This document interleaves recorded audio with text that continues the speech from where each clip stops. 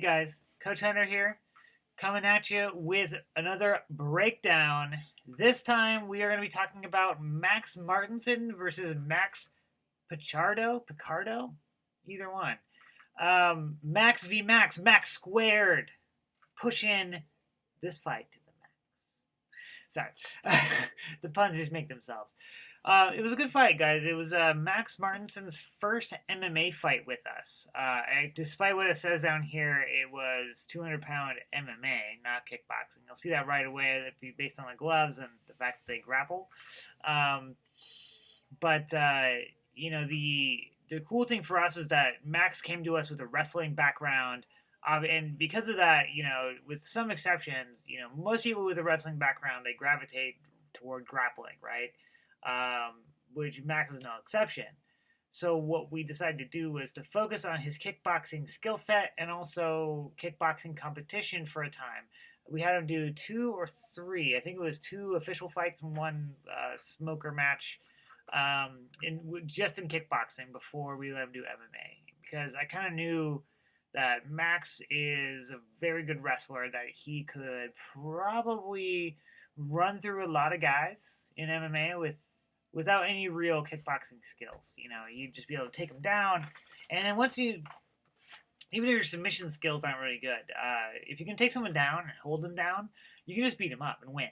Even if it's a boring fight, it's a very strong skill set. You're seeing a lot of guys coming out and just dominating with wrestling, and you have throughout MMA's history. So we wanted Max to become a lot more comfortable with the striking game. And he's still got a long way to go, but I think he's gotten a lot better at it. But that said, let's go ahead and get into it. Oh, no. I messed up.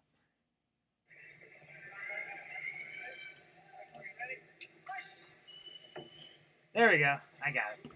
All right. So I'll restart that here.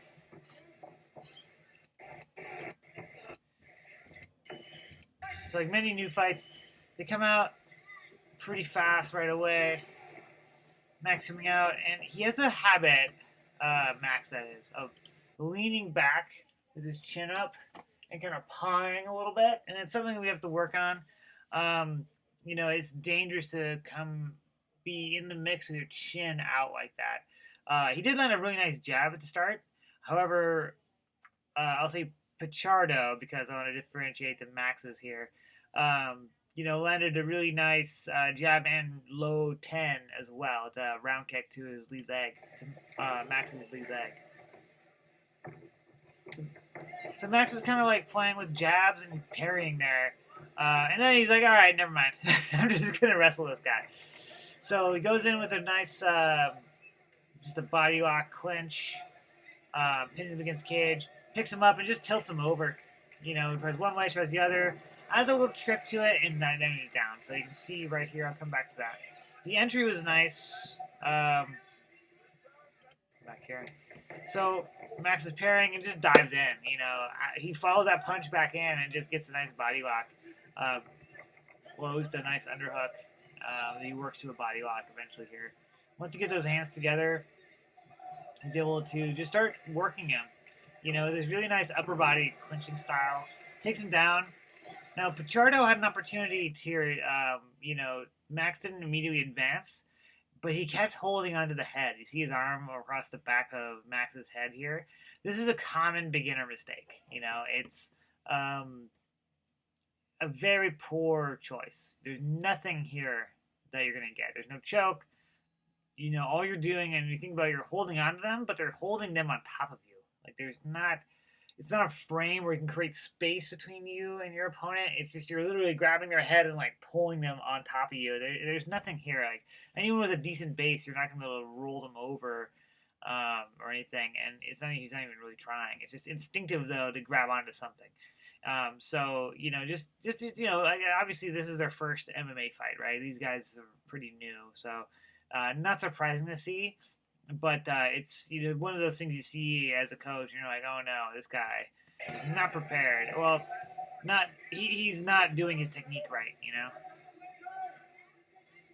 So Max is kind of just working him here. I was telling him to settle down, take his time. It's early in the round. It's been about 30 seconds, 40 seconds. you know, Max's signature move, the key lock, he was kind of trying there, but you know, ultimately it's like you don't even need to worry about submitting the guy. Just hit him. Just kind of beat him up a little bit. You know, see what happens. And so I was calling for him here to start sliding his Max's right knee across the belly. And there he goes. He's starting there, and his leg is in the way. But it's fine. You know, if it's a failed attempt, as long as you don't get caught anywhere. So he was kind of going over the legs. I'll come back to that real quick. It's an important point. Max is trying to drive his knee across the legs of Max Pichardo. And the problem, of course, is that against someone who's a really adept grappler, you're entering their guard, really. So it's a poor idea. What I want him to do is slide his knee and shin across Max Pichardo's hip channel, like just below the thighs, right across the hip bones. That's going to be the optimal spacing. And so he fails again to get that leg across. Max is kind of trying to tie him up here. Nothing really insignificant.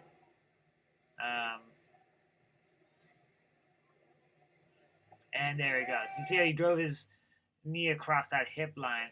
And then Max immediately goes to town, dropping big shots. You know, these are big punches. You know, without the crowd noise, you can hear him. Turns his belly down. Bad news. Max, yeah. And that was a good stoppage. You know, it was too many unanswered punches. You know, when someone's just kind of laying there taking them, there's no point.